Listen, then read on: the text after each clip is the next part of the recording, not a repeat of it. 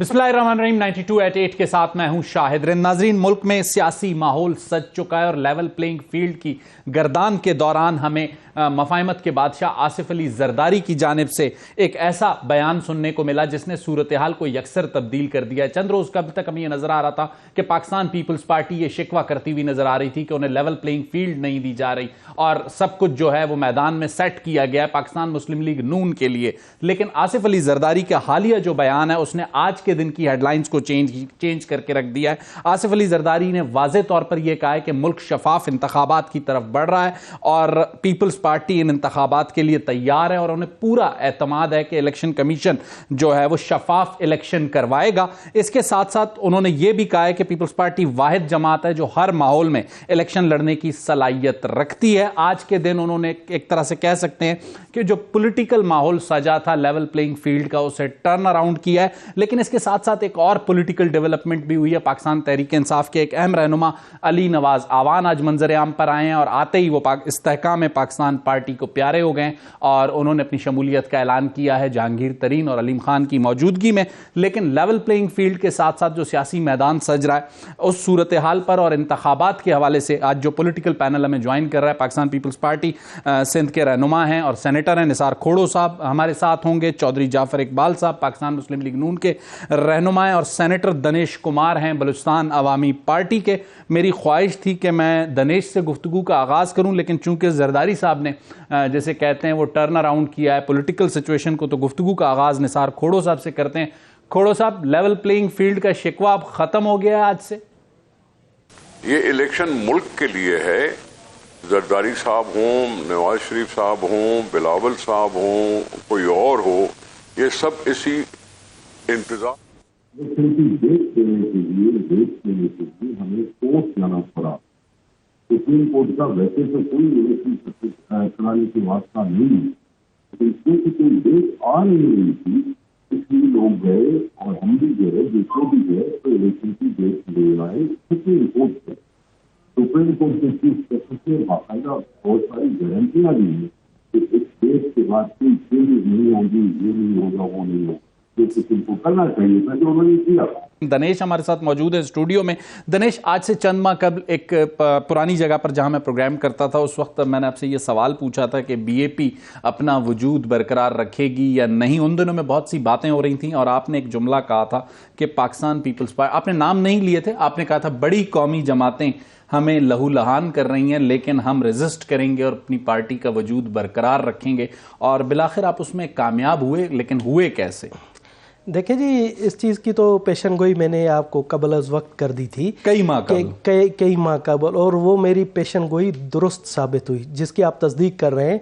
और साथ में ये भी मैंने आपको कहा कि हम अपना वजूद बरकरार रखेंगे। बिल्कुल आपने तो आपने देखा कि अभी भी हमारा वजूद बरकरार है और भरपूर तरीके से जिस तरह से कह रहे हैं कि जो अभी आइंदा आने वाले इलेक्शन में आप देखेंगे कि बीएपी अपने पुराने इंतखाबी निशान पर, गाय के निशान पर इलेक्शन लड़ेगी। अच्छा, वो आंख का इंतखाबी निशान जी अभी नहीं मिल सका, जो नहीं बात हो वो रही। मिल सका है, मगर अब हमने मुत्तफिका तौर पर यही फैसला किया है कि हम अपने पुराने निशान पर इंतखाब लड़ेंगे। सही। और आप देखेंगे आज भी और ये गाय बलूचिस्तान में दौड़ती हुई नजर आएगी। दौड़ती। मैं आपको ये पेशन गोई एक दफा और कर रहा हूं कि जिसके साथ बीएपी की कोलिशन होगी वो सूबे में और वफाक में हुकूमत बनाएगा। ये भी आज मेरी बात नोट कर लें। अब दनेश आप मुझे एक बात बताएंगे, तो नजर आ रहा है कि आपका कोलिशन पीएमएल-एन से होने जा रहा है, तो मतलब आप लोगों ने पहले ही लेवल प्लेइंग फील्ड का, फिर पीपल्स पार्टी का शिकवा तो दुरुस्त है। नहीं, देखें जी, हमारे दरवाजे तमाम पार्टियों के लिए ओपन है। सही। नून लीग से भी हमारे मुज़ाकरात चल रहे हैं, पीपल्स पार्टी से भी मुज़ाकरात चल रहे हैं, इस तरह से जमीयत उलमा इस्लाम से भी। मैं आपको ये कैटेगोरिकली कह रहा हूं कि बाप ने जिसके साथ कोलिशन की उसकी वफाक में भी हुकूमत होगी और बलूचिस्तान में। ये मेरी बात आज नोट कर लें। आज से चंद माह बाद मैं फिर आपको ये याद दिलाऊंगा जैसे मैंने आपको और कहा फिर मुझे आपको बुला के बिल्कुल यकीन करवाना पड़ेगा कि आपने कहा था, क्योंकि बाप एक शफकत का रवैया रखता है और जिसके हाथ पर बाप का होगा। इस मामले को फिलहाल 2 मिनट के लिए छोड़ते हैं। निसार खोड़ो साहब, दनेश कह रहे हैं कि अभी भी जो है मामलात ओपन है, पीपल्स पार्टी से भी बातचीत हो रही है, तो आप यौम तासीस के जलसे के लिए क्वेटा जा रहे हैं। हमें याद है आसिफ अली जरदारी साहब ने हुकूमत गिराई इमरान खान साहब की, खालिद मक्सी साहब की हिमायत से, और एक जाती ताल्लुक भी वो रखते हैं। तो अभी भी क्या बाप से गुफ्तगू हो सकती है पीपल्स पार्टी की? देखिए, बाप पार्टी के कुछ लोग नवाज लीग में शामिल हुए हैं, ऐसे पीपल्स पार्टी के भी एक दो हुए हैं। सही। और ये सारी चीजें सियासत का हिस्सा है। सही। ये सियासत का हिस्सा है कि हम ऐसे देखेंगे मंजर। सही। रही बात कि बाप पार्टी ने अभी तक यानी मर्जर का कोई फैसला नहीं किया, बाप पार्टी ने इत्तेहाद का कोई ऐलान नहीं किया। सही। खालिद मक्सी साहब यकीनन उसके लीडर बने हैं, बिल्कुल, और उनका अपना फैसला होगा कि वो खुद से अपने प्लेटफॉर्म से बलूचिस्तान में से लड़ते हैं या नून लीग के प्लेटफॉर्म से लड़ते हैं। सही। ये अभी इसका फैसला आया नहीं है, इसलिए दिनेश ने अगर ये कहा कि हम ओपन हैं, हम दरवाजे खुले हुए हैं, हम बातें चीजें करते रहेंगे, तो इसको इस मंजर में देखा जाए कि बाप पार्टी ने अभी तक कोई फाइनल डिसीजन नहीं लिया। बिल्कुल ठीक है। और इसमें हर पॉलिटिकल पार्टी को इलेक्शन में लड़ने का हिस्सा है। बीएपी भी पहले बलूचिस्तान में जीती थी, ये और बात है कि बहुत जल्दी बनी थी और उसके बाद जल्दी इलेक्शन हो गए और उसके रिजल्ट्स भी बड़े अच्छे आए उनके लिए। सही। रही बात कि बलूचिस्तान हमारा काबिले एतमाद हिस्सा है बलूचिस्तान के लिए, पीपल्स पार्टी ने बहुत कुछ लेकिन खोड़ो साहब, लेकिन दिनेश ने जो एक बात कही वो हो सकता है आपसे सरफे नजर हुई। दिनेश ने कहा बाप जिससे इत्तेहाद करेगा उसी की मरकज और बलूचिस्तान में हुकूमत होगी। तो पीपल्स पार्टी वैसे ही कह रही है कि हम 8 फरवरी को इलेक्शन जीतेंगे, तो बाप की इत्तेहाद से जीतेंगे। अब ये बीएपी ने कहा कि जो हमसे इत्तेहाद करेगा वही वफाक में हुकूमत बनाएगा, ये तो उनकी एक ख्वाहिश है। सही। ये कोई फैसला नहीं है। सही। न उनके जीतने का कोई फैसला ऐसा आया है। सही। न हमारे हारने का कोई ऐसा फैसला आया है। सही। ठीक है, तो ये सारी चीजें चलती रहती हैं, इसको आप इस माने में न लेने की जी की ये तो फिर बात क्या हो गई कि अगर बाप की बलूचिस्तान में पार्टी में बलूचिस्तान में कुल सीटें हैं कितनी? सही। नेशनल असेंबली की 17 सीटें, 15 या 16, मुझे नहीं, 16 से 17 सीटें। खोड़ो साहब, 1 मिनट के लिए आपको रोकूंगा। चौधरी जाफर इकबाल साहब भी हमारे साथ मौजूद हैं। चौधरी साहब, आपको शरीके गुफ्तगू करूंगा। निसार खोड़ो साहब हमसे बात कर रहे थे, कुछ दिन पहले तक पीपल्स पार्टी बड़ी नाराज नजर आ रही थी और उनका शिकवा था कि आप लोगों के साथ लाडले वाला सलूक हो रहा है और लेवल प्लेइंग फील्ड नहीं है। लेकिन आज जरदारी साहब ने, जिसे कहते हैं इलेक्शन कमीशन, इलेक्शन के प्रोसेस पर अपने एक एतमाद का इजहार किया, जो कि एक नेक शगुन है पॉलिटिकल माहौल में। पाकिस्तान मुस्लिम लीग नून इस आसिफ अली जरदारी साहब का जो बयान है, इसे कैसे देखती है? बहुत शुक्रिया जी। आसिफ अली जरदारी साहब का ये बयान बहुत मुस्बत बयान है और यकीनन ये उन इदारों को कुव्वत देने वाला, जहां कुव्वत देने वाला है वहां उन्हें ये भी पैगाम है कि भाई अगर आप इससे हटके चलेंगे तो एतराज भी उठेंगे। ये भी इस बात में शामिल है। मुझे और आपको पाकिस्तान के हर इदारे को अप्रिशिएट करना चाहिए जब वो विद इन द लिमिट्स और जो उससे आईनी जिम्मेदारियां दी हैं वो निभा रहा है। सही। और जब कोई रोगर्दानी करे वहां से हट के चले तो यकीनन ये भी मेरा और आपका बनता है कि हम उसके ऊपर एतराज उठाएं। मैं 2 कदम आगे की बात करना चाहूंगा। हमारी सियासी जमातों ने पिछले 2-3 टेन्योर जो थे, और अगर मुशर्रफ साहब के उस जमाने से चले जाएं तो 3 टेन्योर बनते हैं, और इनको सामने रखते हुए आप अगर ये देखें कि जब जब सियासतदान मिल बैठे हैं और जो जो उन्होंने फैसले किए वो आईनी तरामीम के हों, वो इंतखाबात के बर वक्त इनकाद के हों, वो आपके CPAC के रूट्स के हों, वो यमन फौज न भेजने की बात हो, वो कोई दहशत गर्दी से मुकाबला करने की बात हो, तो वो पाया तकमील को पहुंचे, वो कामयाब हुए। और मैं इसे स्टूडेंट ऑफ पॉलिटिकल साइंस ये कहता हूं कि जब भी इज्तिमाई दानिश काम करेगी, और इज्तिमाई दानिश को सिवाय पार्लियामान के कोई और रिप्रेजेंट नहीं कर सकता।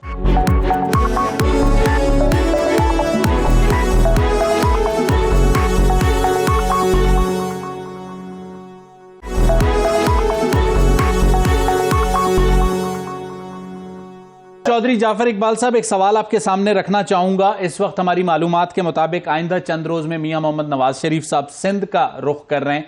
पहले उन्होंने बलूचिस्तान के किले पे जिसे कहते हैं पेशकदमी की और अब वो सिंध की तरफ बढ़ रहे हैं।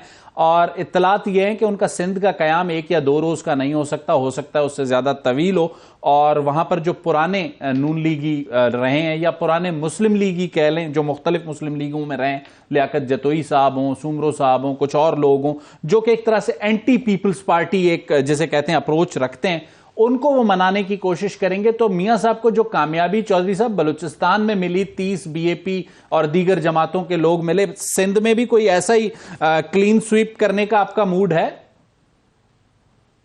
जी, इससे बहुत बेहतर आपको नताइज नजर आएंगे अगर आप अददी एतबार से देखेंगे, क्योंकि सिंध के अंदर सीटें भी ज्यादा हैं और आबादी भी ज्यादा है और वहां ज्यादा लोग हैं जिनको पॉलिटिकल स्पेस चाहिए। और ये बड़ी ऑब्वियस सी बात है कि सियासी नुक्ता नजर कहीं पे ऐसा नहीं हो सकता कि यकसानियत हो पूरे मुल्क के, पूरे सूबे के, पूरे घर के अंदर यकसानियत सोच की नहीं हो सकती। और ये जमहूरियत के लिए नेक शगुन है, ये एक अच्छी बात है। सही, पॉलिटिकल विजडम ज्यादा बढ़ेगा और फैलेगा जब ज्यादा लोग सिंध में चौधरी जाफर इकबाल साहब, सिंध में क्या ब्रेक थ्रू आप कर सकते हैं या कराची में क्या ब्रेक थ्रू आप कर सकते हैं? केपीके का भी आगे मैंने आपसे सवाल करना है और खोड़ो साहब को भी फिर दोबारा शरीक गुफ्तगू करना है मैंने। सिंध में क्या ब्रेक थ्रू कर सकते हैं आप अगले हफ्ते में? ब्रेक थ्रू बहुत सिंपल है, ब्रेक थ्रू बहुत सिंपल है।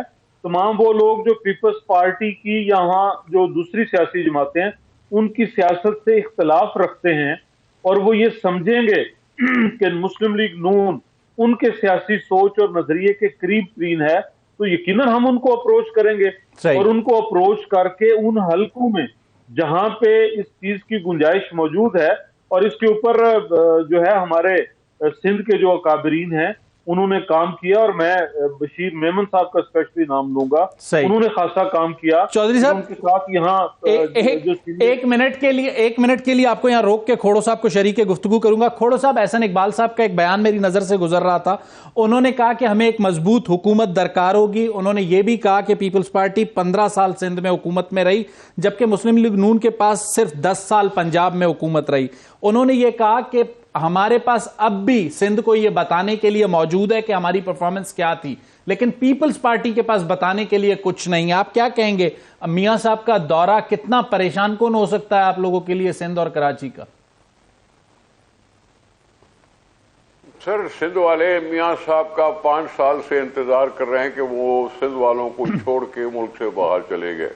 सही, बीमारी हुई, कुछ भी हुआ, इमरान देखे वो बाहर चले गए। सही, यहाँ सिंध में बारिशें हुई, यहाँ सिंध में सैलाब आए, यहाँ सिंध में मुसीबतें हुई, यहाँ सिंध में टिड्डी दिल का हमला हुआ, यहाँ अनएम्प्लॉयमेंट रही, यहाँ गुर्बत बढ़ी, यहाँ सब कुछ बढ़ी और सिंध में वो नहीं थे मौजूद, अब वापस आए हैं। सही, आने को कोई उनको रोक नहीं सकता, आने को कोई उनको रोक नहीं सकता, लेकिन वो उनको किसी के साथ इत्तेहाद बनाने से भी कोई नहीं रोक सकता। सही, लेकिन इत्तेहाद बनाते हैं तो किस बात पे बनाते हैं, इनका आगे का लाए अमल या मंशूर क्या है, वो सिंध वाले भी पढ़ना जानते हैं। सही, उनका जो पास्ट रिकॉर्ड है उस पे हमें गिले शिकवे हैं। सही, गिले शिकवे थे। सही, जब अब कह रहे हैं, अब कल परसों बयान आया कि जी हम 18वीं तरमीम को थोड़ा सा रिवाइज करेंगे, सही, हम एनएफसी को रिवाइज करेंगे।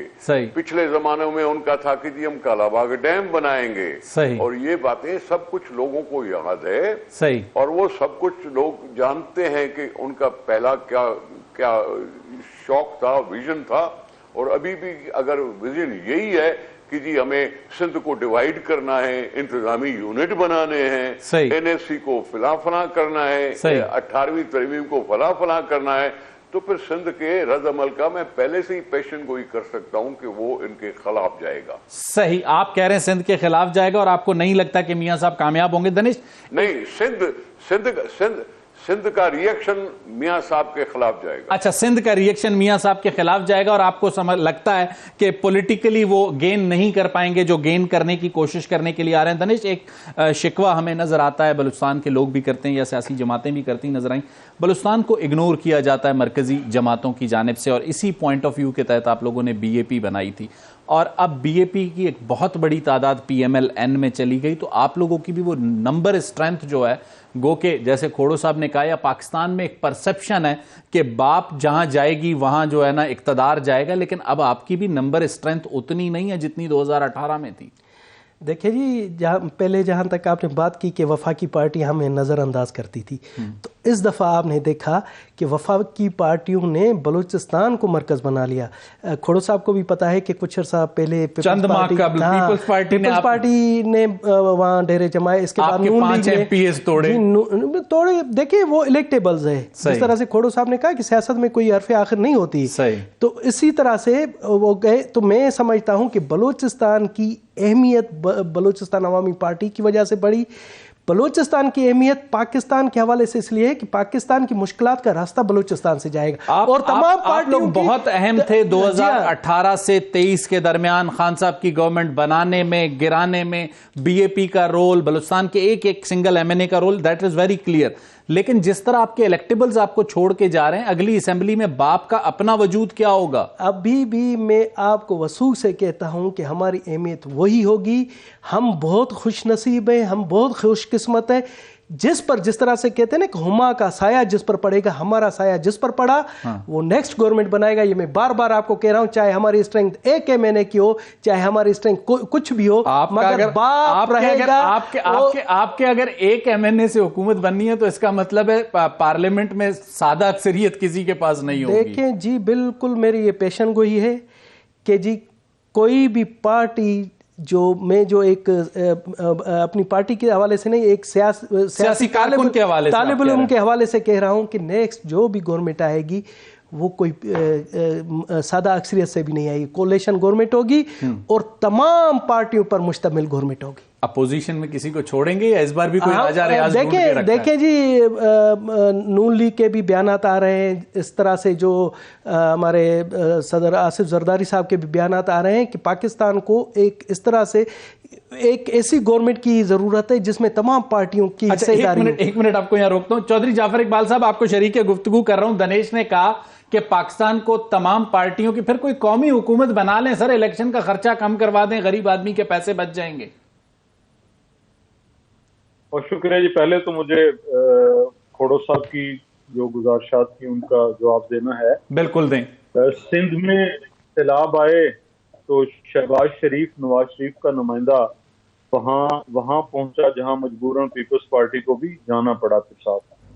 और अगर प्रोजेक्ट्स की बात करें और 2013 से 18 के दरमियान पीपल्स पार्टी इससे पहले भी हुकूमत में रही और कराची के अमन के क्या हालात थे, और 13 से 18 मियां नवाज शरीफ ने, जो निसार अली खान वजीर दाखिला थे, कोई पॉलिटिकल कंप्रोमाइज नहीं किया, सही, नॉट एट ऑल, सही, और बहुत डिटरमिनेड थे कि कराची का अमन बहाल कराना है और वो करके दिखाया, और वो हुआ और लोगों ने होता हुआ देखा। सही। हमने गवादर जहां बलूचिस्तान में आबाद किया, वहां पोर्ट कासिम और कराची पोर्ट पे वो मंसूबे लेके आए और लगाए, जिससे वहां लोगों को रोजगार मिला। और अगर आप कोई एनालिसिस करना चाहें, डाटा एनालिसिस करना चाहें, तो जॉब अपॉर्चुनिटीज जो फेडरल प्रोजेक्ट्स की वजह से मिली वो आपको बेशबहा दिखेंगी, उनके अलावा जो सिंध गवर्नमेंट के अपने प्रोजेक्ट थे। हर कोल का अगर आप मंसूबा लें, उसके ऊपर देख लें कि फेडरल गवर्नमेंट की क्या कंट्रीब्यूशन थी और कैसे उनको पाया तकमील तक पहुंचाया। लेकिन चौधरी साहब मेरे सवाल का भी अगर साथ में जवाब दे दें ताकि फिर भाई आ रहा हूं जी। रिन साहब, मुझे पहले खोड़ो साहब को ये बताने दीजिए कि नवाज शरीफ हर जगह मौजूद रहा। सही। सखर तक मोटरवे किसने पहुंचाया? सही। हैदराबाद कराची मोटरवे किसने बनाया? सही। और फिर सखर से जो हैदराबाद का पोर्शन है, 5 साल हुकूमत अभी पिछले पीपल्स पार्टी की थी ना। सही। प्रोविंशियल पीएससीपी लग सकता था, कोई फॉरेन इन्वेस्टमेंट लेके आ सकते थे, क्यों ना बना पाए? क्यों पाया तकमील को नहीं पहुंचा? सही। तो ऐसे नहीं, नवाज शरीफ तो हर उस मौके पे पहुंचा जहां अहले सिंध नहीं, अहले पाकिस्तान कहीं भी किसी को जरूरत थी। अब आपका ये सवाल कि जी कौमी हुकूमत बना लें और इलेक्शन से पैसा बचा लें, देखिए ये आपकी, मुझे एतराज है इस जुमले पे। सही। इलेक्शन के ऊपर लगने वाला पैसा वो अवाम को अपनी राय के, वो जाफर इकबाल को इक्तदार में पहुंचाने के लिए नहीं है। बिल्कुल ठीक। वो जाफर इकबाल के बतौर वोटर अपना हक इस्तेमाल करने के लिए है कि मैं वो एहतसाब भी कर सकूं कि जो इससे पहले 5 साल हुकूमतों में रहे उनका और आइंदा के लिए अपनी राय दे सकूं, और वो कोई फजूल खर्ची नहीं है। बिल्कुल कौमी हुकूमत, बिल्कुल बहुत सारे ममालिक हैं जहां सादा अक्सरियत जिनको नहीं मिलती वो कौमी हुकूमत बनती है, लेकिन अल्हम्दुलिल्लाह आप 2018 के इंतखाबात को देखें, बावजूद उस सारे मैकेनिज्म के जो इंजीनियर्ड इलेक्शन था, इसके बावजूद हमारी नंबर ऑफ सीट्स जो है वो बहुत। चौधरी जाफर इकबाल साहब, एक मिनट के लिए आपको यहां रोकूंगा, एक छोटा सा ब्रेक लेना है। ब्रेक के बाद आऊंगा तो निसार खोड़ो साहब की तरफ जाएंगे। जो नुकात आपने उठाए हैं, मैं चाहूंगा कि निसार खोड़ो साहब अपनी जमात और सिंध की तरफ से उनका खुद ही जवाब दें जो नुकात आपने उठाए। लेते हैं एक छोटी सी ब्रेक।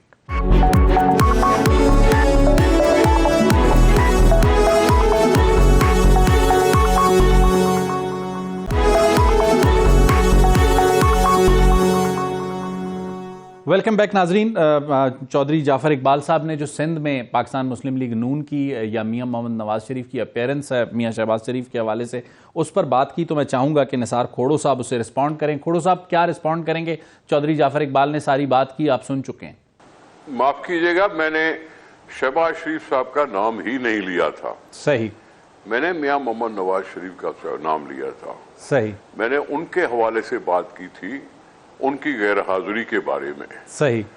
गैर हाजिरी पाकिस्तान में यकीनी तौर पर महसूस की जाती है। सही। कि हम पाकिस्तान वाले बहुत मुसीबतों में रहते हैं। सही। रही बात कि किसने कौन सी तरक्याती स्कीमें कराई, तो मैं समझता हूँ ये सिंध हुकूमत का एक मौजूदा है, एक कारनामा है। जब उसने थर कोल स्टार्ट किया, सही। सिंध हुकूमत और एंगरों ने मिलकर वो काम शुरू किया था, जिसकी आजकल हर एक तारीफ कर रहा है कि जी हाँ थर में ये हुआ। लेकिन खोड़ो साहब जो बात चौधरी साहब कह रहे हैं वो कह रहे हैं फेडरल की फंडिंग भी तो थी। जनाब आली, फेडरल की फंडिंग कौन देता है? क्या सिंध सूबा नहीं देता? सही। क्या कोई किसी मुल्क से बाहर से लाती आती है? ये पाकिस्तान के पैसे हैं। सही। पाकिस्तान में फेडरेशन का एक हिस्सा है। बिल्कुल। अगर फेडरेशन के हिस्से में पाकिस्तान को मिल गया या कराची में ग्रीन लाइन को मिल गया तो क्या हो गया? बिल्कुल ठीक है। ये हमारे पैसे हैं, अपने पैसे हैं। बिल्कुल, मेरे आपके सबके पैसे हैं। बांटना है चारों सूबों में। बिल्कुल सही है। चारों सूबों में बांटने हैं। बिल्कुल। चारों सूबों में बांटने, चाहे कोई भी हुकूमत हो। बिल्कुल।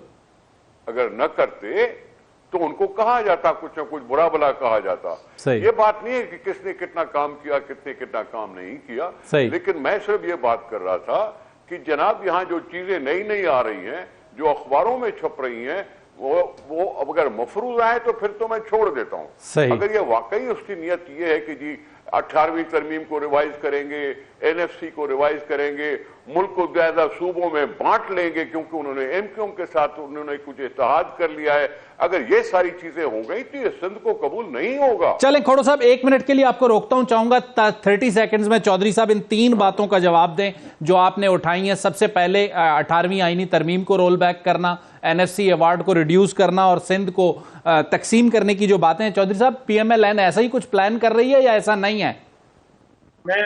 मैं रिंद साहब इन तीनों चीजों की नफी करता हूं, ये अल्फाज मुनासिब नहीं है। सही। जहां तक ये है कि 18वीं तरमीम को रिव्यू करना तो उसमें बेहतरी के लिए रिव्यू किया जाता है। सही। अनडू करना और चीज है, और रिव्यू तो आइन को भी किया जाता है। आइनी तरमीम नहीं हुई क्या? बिल्कुल। आइनी तरमीम ये तो हक है असेंबली का। बिल्कुल। 18वीं तरमीम जो है उसमें मजीद बेहतरी लाई जा सकती है कि सूबों के इख्तियारात बढ़ें, लोकल गवर्नमेंट के इख्तियार बढ़ें और निचले लेवल पे जाके पावर शेयरिंग हो। इसी तरह एनएफसी अवार्ड बढ़ाया जा सकता है और बढ़ाया जाएगा। सही। और हमेशा नवाज शरीफ ने बढ़ाया है। सही। फंडिंग भी नवाज शरीफ ने बढ़ाई है। पीएसटीपी नवाज शरीफ ने बढ़ाया है। लेकिन चौधरी साहब ये क्रेडिट हमें देना पड़ेगा कि 7th एनएफसी अवार्ड का जो इनकाद हुआ वो पीपल्स पार्टी के दौर में हुआ और नो डाउट कि उसमें जो पंजाब का रोल था वो काफी फराखदिली वाला था। पंजाब ने अपने शेयर पे कट लगा के बलूचिस्तान को शेयर दिया, ये मानने का है। आपने जो लास्ट पॉइंट है खोड़ो साहब का, अगर आप उसको रिस्पॉन्ड करें तो फिर मैं दनेश की तरफ जाऊं। जो सिंध की तकसीम की एक तासुर है, देखिए तकसीम, बिल्कुल तकसीम तो ये है ना कि आप मुल्क से किसी हिस्से को अलग कर दें, जिस तरह खुदा ना खास्ता बांग्लादेश बन गया। जहां तक अगर सिंध के अंदर इजला नए बन सकते हैं सही नहीं बनते हैं जिला। सही। उस जिले वाले कहे नहीं कि हमें आपने तकसीम कर दिया है। सही। तहसीलें नहीं बनती हैं। सही। मेट्रोपॉलिटन कॉर्पोरेशनें और जिला काउंसिलें बनती हैं। सही। इसी तरह जनूबी पंजाब का जो सूबा था, सही। क्या वो पंजाब की उसे तकसीम कहा जाए, जिसके लिए पीपल्स पार्टी ने फिर पीटीआई ने भी नारा लगाया और किया। अगर मुझसे पूछें बतौर पॉलिटिकल वर्कर, मैं तो चाहूंगा कि इजला को इतना मजबूत करें कि मजीद सूबे ना बनाने पड़े। अच्छा, बिल्कुल। अच्छा दिनेश, एक सवाल आपके सामने रखूंगा। खोड़ो साहब ने एक शिकवा किया कि मियां साहब सिंध नहीं आए सैलाब में। चौधरी साहब ने रिस्पॉन्ड किया कि मियां शहबाज शरीफ साहब गए, और नो डाउट उन्होंने पूरे पाकिस्तान में जब सैलाब था वो बड़े एक्टिव नजर आए। लेकिन उस एक्टिव होने का मैं क्या करूं कि अगर हम बलूचिस्तान की बात करते हैं, मेरा और आपका दोनों का ताल्लुक वहीं से, वो जिन जिन मकामात पर गए उनमें दो बड़े अहम मंसूबे थे जो मुझे उन पे रिजल्ट ओरिएंटेड उनके विजिट्स नजर नहीं आए। एक मच के करीब जो हमारा पिंजरा पुल बह गया, और दूसरा कराची और बलूचिस्तान को जो कनेक्ट करने वाला हब का पुल था, उस पर पेशरफ्त हमें नजर नहीं आई। देखिए जी, मैं एक तो शहबाज शरीफ का शुक्रगुजार हूँ कि उन्होंने बलूचिस्तान के बहुत ज़्यादा दौरे किए, मगर अफसोस मुझे ये है कि जो उन्होंने ऐलानात किए बदकिस्मती से ब्यूरोक्रेसी ने उस पर अमल दरामद नहीं किया। मैं शुक्रगुजार हूँ केयर टेकर प्राइम मिनिस्टर सपूत बलूचिस्तान अनवर लक काकड़ साहब का कि जो हमारा पिंजरा पुल का मसला था उन्होंने एक स्पेशल 2-3 दफ़ा दौरे करके उन्हें बना लिया। और मैं standing committee national highway authority का मेंबर भी हूं, तो वहां पर हमें एक जमानत दी गई है कि 31 दिसंबर तक पुल बन जाएगी। और इसी तरह से जो हब की पुल है वो भी जो टेम्परेरी है वो बन गई है, ट्रैफिक रवां दवा है। और साथ में एक और था योब से जो केपीके की तरफ रास्ता आता है दरजिंदा पुल, वो भी बन चुकी है। मैं इसके लिए निगरां गवर्नमेंट का शुक्रगुजार हूं कि बलूचिस्तान के अवाम को जो मसले मसाइल थे उन्होंने 31 दिसंबर तक अगर पिंजरा पुल ना बना तो मैं आपको बुलाऊंगा, और फिर उसके बाद आप अपनी ब्यूरोक्रेसी को सेनेट की कमेटी में बुला के ग्रिल कीजिएगा।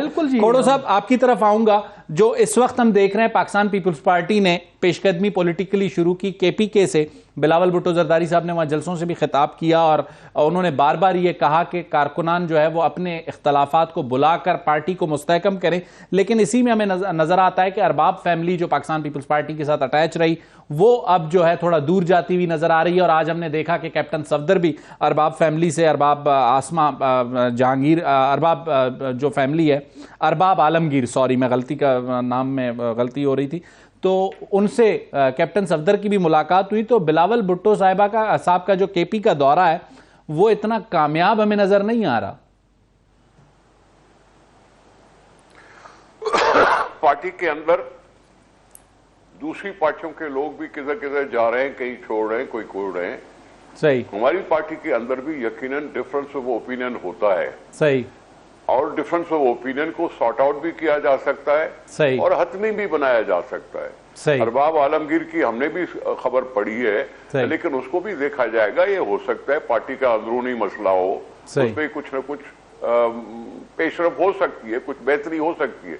हमने अवाम के साथ इत्तेहाद किया हुआ है। हमारा मकसद है कि हम अवाम के साथ रुजू करें। हमारा मकसद है कि चाहे अवाम की हमारी बातें सुने, पाकिस्तान के बारे में सोचकर वो आगे बढ़े और अपने वोट का इस्तेमाल करे आजाद इलेक्शन में जो फ्री एंड फेयर और ट्रांसपेरेंट हो। खोड़ो साहब के साथ इत्तेहाद करना हमेशा पीपल्स पार्टी का शेवा रहा है। हम समझते हैं कि अवाम ताकत का सरचश्मा है। अगर हम रुजू कर रहे हैं अवाम के साथ, मैं समझता हूं बहुत मुनासिब बात कर रहे हैं। लेकिन खोड़ो साहब, हमें यह नजर आता है कि केपीके में अभी तक कोई खातिर ख्वाह ज्वाइनिंग्स नहीं हो रही। पंजाब और बलूचिस्तान, खासकर जनूबी पंजाब और बलूचिस्तान के हवाले से पहले आपके साथ सेटबैक हो चुका है। सेंट्रल पंजाब में पीपल्स पार्टी इतनी स्ट्रेंथ रखती नहीं, तो फिर बिलावल को वजीर आजम कैसे बनाएगी पाकिस्तान पीपल्स पार्टी?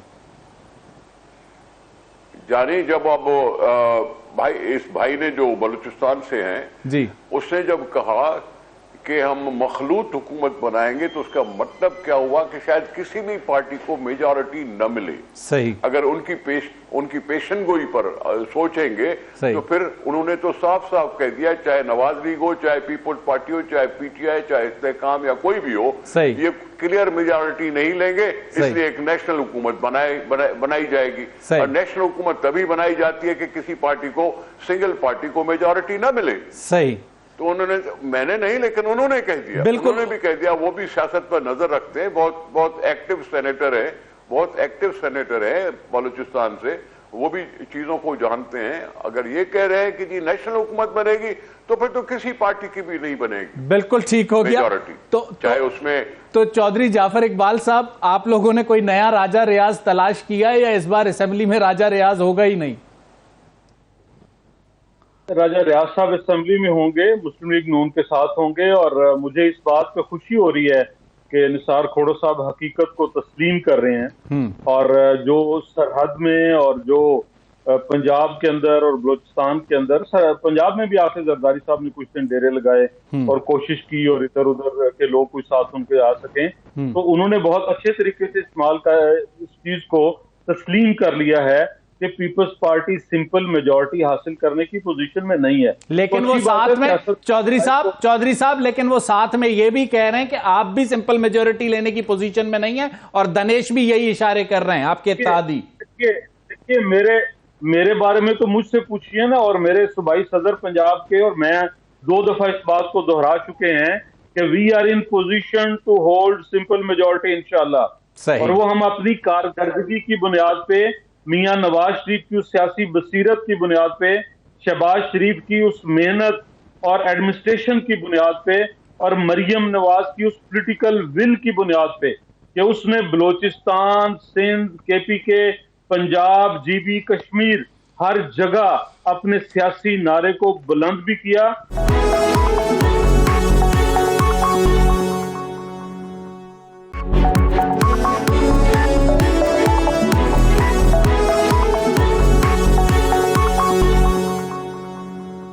एक सियासी सवाल आपके सामने रखना चाहूंगा।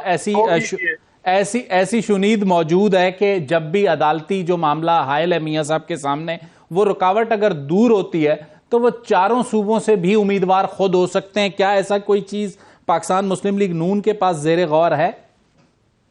देखिए, ये हम बतौर जमात फैसला करेंगे कि मियां नवाज शरीफ साहब ने कहां से इलेक्शन लड़ना है, और मियां नवाज शरीफ ही नहीं, बाकी किसी पे भी पाबंदी नहीं है। कोई भी जो ये समझे कि वो फलां हल्के से बेहतर हल्का इंतखाब है उसका, मैं आप कोई भी कौमी असेंबली का इलेक्शन लड़ने वाला वो ये कर सकता है, और हम भी अपनी सियासी हिकमत अमली के मुताबिक कायदे मोहतरम के लिए जहां जहां से मुनासिब होगा वहां से उनके जो है वो नॉमिनेशन पेपर्स जमा करवाएंगे। दनेश, आपने कुछ दिन कबल, चूंकि आप अपनी जमात के साथ साथ बहुत सी सियासी चीज़ पर अक्सर राय भी देते हैं, आपने मुझे कहा था कि कौमी क़यादत इस बार बलूचिस्तान से भी इलेक्शन लड़ेगी। आपने मेंशन नहीं किया था कौन लड़ सकते हैं बलूचिस्तान से। मैंने बिल्कुल 12 हर जगह पर कहा है, और मैं तमाम जितने भी कौमी रहनुमा हैं उनको दावत देता हूँ कि वो आए बलूचिस्तान से इलेक्शन लड़ें, ताकि उनको बलूचिस्तान के मारूजी हालात के बारे में तमाम जमातों की जो सेंट्रल लीडरशिप जी मैं उनको दावत देता हूं कि आए बलूच, और हमारी खुशनसीबी होगी कि अगर वहां से वो जीत कर अगर वजीर आजम बनते हैं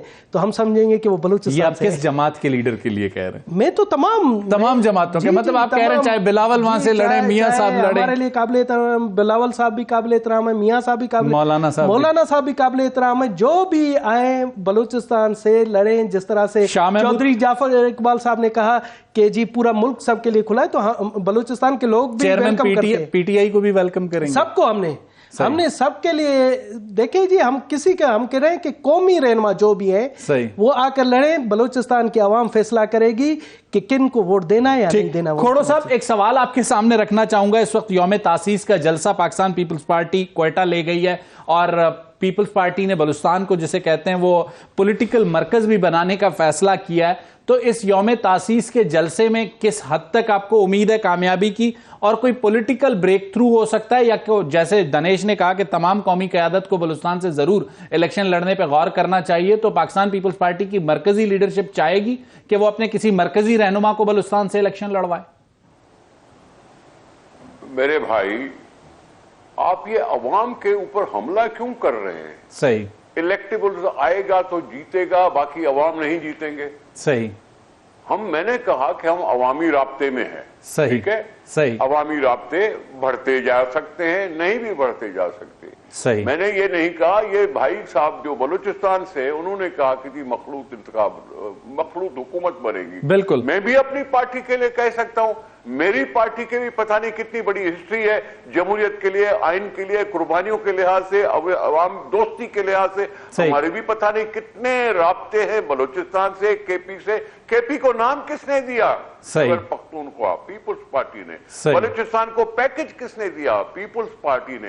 एनएफसी को अवार्ड में तस्लीम कराया किसने? पीपुल्स पार्टी की हुकूमत में ये हुआ सब कुछ। मैं भी ऐसी बहुत सी बातें कर सकता हूं, मैं भी दावा कर सकता हूं तो people's party single largest party बन के आ जाएगी। बिल्कुल, ये हर एक पार्टी अपने अपने तो यही कहेगा ना, यही ख्वाहिश दिखाएगा कि हम सिंगल लार्जेस्ट पार्टी बन के आ जाएं। सही, उसके लिए अवामी राब्ता जरूरी है। सही, यही बात तो अवामी राब्ते में रिस्पांस नहीं कर रहा हूं, अवामी राब्ते में रिस्पांस मिल रहा है खोड़ो साहब? केपीके में कोई बड़े जलसे हमें नजर नहीं आए जनाब। ये जाने मेरे साईं ये देखेंगे आप इलेक्शन के दिन पर। सही, ये अभी इलेक्शन में 3 महीने पड़े हैं। बिल्कुल ठीक है, अभी सिर्फ नवंबर खत्म हुआ चाहता है, अभी फरवरी है, इलेक्शन कैंपेन अभी शुरू नहीं हुआ। सही, हम तो अपनी पार्टी के लिहाज से हम रिपक्शन कर रहे हैं। अगर पार्टी के लिहाज से एक कन्वेंशन में इतने सारे लोग एबटाबाद में आ गए तो मैं क्या कहूंगा? कन्वेंशन में तो और बिल्कुल ठीक है। खोड़ो साहब जहां तक मुझे याद पड़ता है, मिट्टी से पीपल्स पार्टी ने अपनी इलेक्शन कैंपेन का आगाज करने का ऐलान किया था चंद रोज का। तो फिर आप मिट्टी के जलसे के बारे में क्या कहेंगे? छोटा जलसा था? नहीं, अच्छा जलसा था थरपारकर में, नो डाउट लाहौर से बड़ा नहीं, लेकिन नो डाउट एक अच्छा जलसा था। हाँ, तो फिर मैं क्या करूं? वो सिर्फ 3 जिलों का जलसा था। सही, बिल्कुल ठीक है। पहले किसी जमाने में ये 1 जिला होता था। बिल्कुल ठीक है, पहले 1 जिला होता था थरपारकर, अब उसमें 3 जिले बन गए। सही, और ये 3 जिलों का जलसा था। अगर मैं सारी सिंध को बुला लूं तो फिर आप अंदाजा कर दें कितना होगा। अच्छा सर, क्वेटा वाला जलसा जो है वो पूरे पाकिस्तान का होगा या सिर्फ बलूचिस्तान का होगा खोड़ो साहब? सर आप चलिएगा ना, उधर देख लीजिएगा, साथ चलेंगे इंशाल्लाह। खोड़ो साहब कोशिश करेंगे कि आपके साथ जाएं और देखें। चौधरी जाफर इकबाल साहब, खोड़ो साहब कह रहे हैं कि अभी तक इंतखाबी कैंपेन शुरू ही नहीं हुई, 3 महीने हैं और मफाहिमत के बादशाह आपको सरप्राइज देंगे। देखिए जी, इंतखाबी कैंपेन तो शुरू करेंगे जहां उम्मीदवार होंगे। सही, जहां कोई टिकट लेने वाला होगा। सही, जिला गुजरात की अगर बात करूं सही, तो 8 सूबाई असेंबली की और 4 कौमी असेंबली की नशिस्तें हैं, मिला के 12। सही, तो एक कमर जमान कायरा साहब के अलावा कोई कैंडिडेट बता दें 12 सीटों पे। सही, और कोई पिछले 2018 वाले। लेकिन चौधरी साहब अब आप ये पंजाब की बात कर रहे हैं, खोड़ो साहब इसी तरह आपको सिंध की मिसाल देंगे कि वहां आपको कैंडिडेट नहीं मिलेंगे। देखिए, आपने बात की इंतखाबी मुहिम चलाने की और जलसे करने की, यही बात की ना? बिल्कुल सर। तो हम तो कराची जा रहे हैं। सही, हम तो सिंध जा रहे हैं। सही, और कराची और सिंध जाके पहले लोगों को अपने साथ मिलाने का, प्लानिंग करने का, और उसके बाद जलसे जुलूस भी करेंगे। और आपको नजर आएगा। हम तो ये नहीं कहेंगे कि जी ठीक है हमने केपीके में जो है वो कन्वेंशन किया था, हम तो जलसा करके दिखाएंगे। अच्छा चौधरी साहब, मेरे पास आखिरी मिनट है, मैं चाहूंगा कि निसार खोड़ो साहब इसको आखिरी मिनट में रिस्पॉन्ड करें। सर उन्होंने कहा हम तो सिंध आ रहे हैं, आप भी आके दिखाएं पंजाब। जी इंतजार करो फिर। मैंने कहा आपके सियासी मुहिम चलाएं। सियासी, अच्छा तो मेरा घर हाजिर है खोड़ो साहब के लिए। आप जाफर इकबाल साहब, मैं तो मेरा घर हाजिर है। सर मैंने एडिशनल जुमला का चौधरी साहब, मैं माजरत चाहता हूं, मैंने वैसे ही एक मोमेंटम में कहा। खोड़ो साहब का आप वेलकम कर रहे हैं, अच्छी बात है। मुझे एतराज है इस जुमले पे, एतराज। सर मैं माजरत चाहता हूं, मैं माजरत चाहता हूं। जी खोड़ो साहब, हमारे दरवाजे खुले हैं। सर मैं ये कह रहा हूं प्लीज आप आए हैं इलेक्शन में हिस्सा लेने के लिए और कोशिश में है कि हम वज़रात उज़्मा हासिल करें। इसी तरह से हम भी इस मुल्क की पार्टी हैं, हम आपसे सीनियर पार्टी हैं। बिल्कुल 1967 में बनी थी। हम इसमें इस सारी चीजों में रहे हैं। ये आइन बनाना और ये वो सर ये सब जानते हैं पार्टी लोग। खोड़ो साहब 30 सेकंड्स हैं, क्लोज करना है मैंने। लोगों को आजाद छोड़ दो। सही, क्लोज करे तो फिर हम चाहेंगे इंशाल्लाह हम भी जीत कर दिखा देंगे। ठीक हो गया खोड़ो साहब, आप और पीएमएल-एन दोनों मुतमईन है कि दोनों वजारतें उज़्मा जीत कर दिखाएंगे, लेकिन दनेश कुमार कहते हैं कि जो बाप से अलायंस करेगा उसी का वजीर आजम होगा। अब बाप से अलायंस किसका होता है, कबल इलेक्शन होता है या बाद इलेक्शन होता है, इसके लिए हमें 8 फरवरी तक का इंतजार करना होगा और देखना होगा सूरत हाल को। अगले हफ्ते तक, अगले प्रोग्राम तक मुझे शाहिद रिंद को इजाजत दीजिए। अल्लाह हाफिज।